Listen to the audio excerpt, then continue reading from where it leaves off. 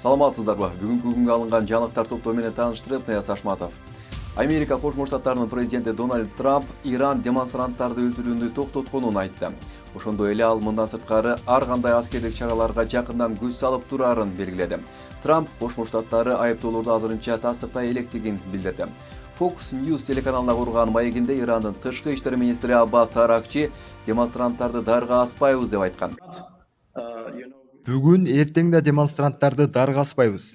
3 күн бою демонстранттарга эмес, террористтерге каршы күрөштүк. Ал таптакыр башка окуя. Алар адамдарга ок чыгарышынын себеби каза болгон адамдардын саны көп болсо экен дешкен. Эмне үчүн? Анткени президент Трамп айткан: эгер көп адам өлтүрүлсө, анда биз кийлигишебиз деп. Алардын Трамп бул жаңжалга кийлигишсе экен деген планы болгон. Алар катуу аракет кылышканы менен болгону жүздөгөн адамдарды гана өлтүрүүгө жетишти. Так санын жакында жарыялайбыз.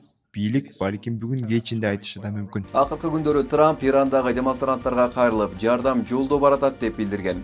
Норвегияда жайгашкан Ирандагы адам укуктарын жактаган уюмдун маалыматына караганда, башаламандыктар учурунда 3,5 миңге жакын адам өлтүрүлдү. Ал эми америкалык уюм каза болгондордун саны 2600дөн ашканын маалымдады. Ал арада Иран аба мейкиндигин 5 сааттан ашуун убакытка жаап, кайра ачканын кабарлады.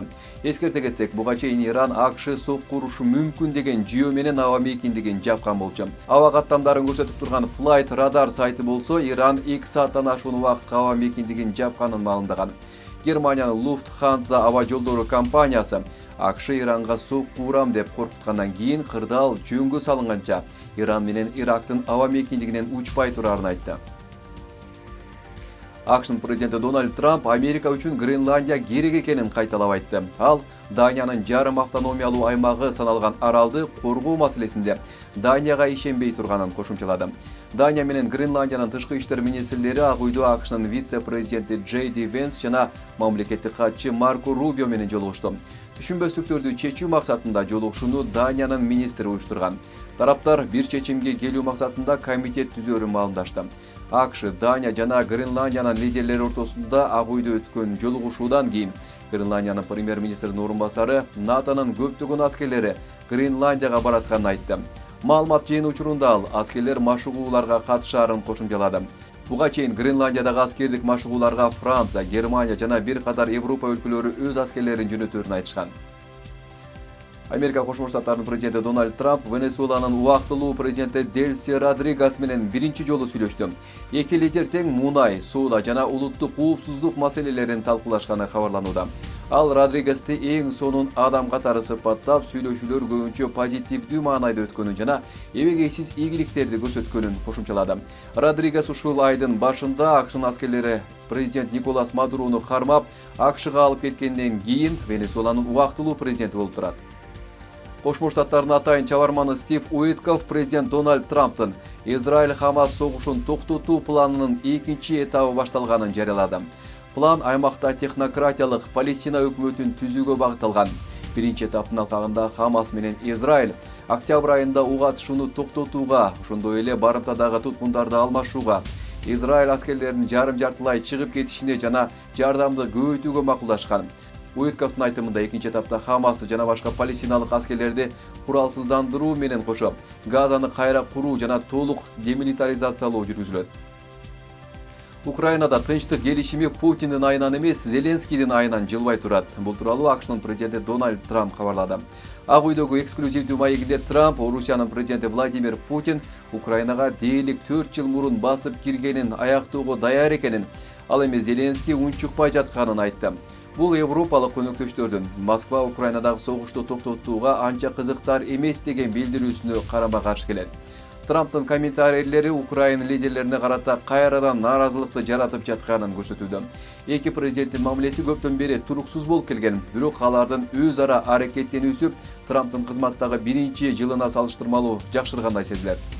Американын мамлекеттик департаменти 75 өлкөнүн, анын ичинде Кыргызстандын жарандарына иммиграциялык виза берүүнү убактылуу токтотту.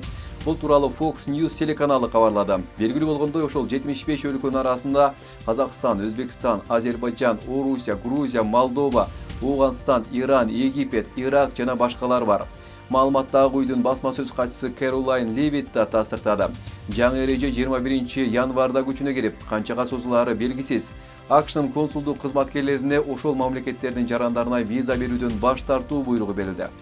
Маалыматтарга караганда, Миннеаполисте федералдык кызматкер камакка алуу учурунда күрөк менен кол салууга кабылган адамдын бутуна атып салган. Бул иш боюнча тергөө алгачкы этапта. Маалыматтарга караганда, атышуу 7 январда иммиграция агенти 37 жаштагы Рени Гуд аттуу аялды унаасы менен кетип бара жатканда башына атып өлтүргөн жерден 7 чакырымдай алыстыкта болуп өткөн.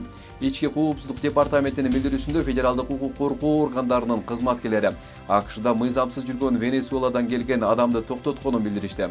Миннеаполистин мэри окуяны жана федералдык агенттерди айыптады. Таиландда курулуш краны жүргүнчү ташуучу поезддин үстүндө кулап, кеминде 32 адам каза болуп, ондогон адамдар жаракат алышты.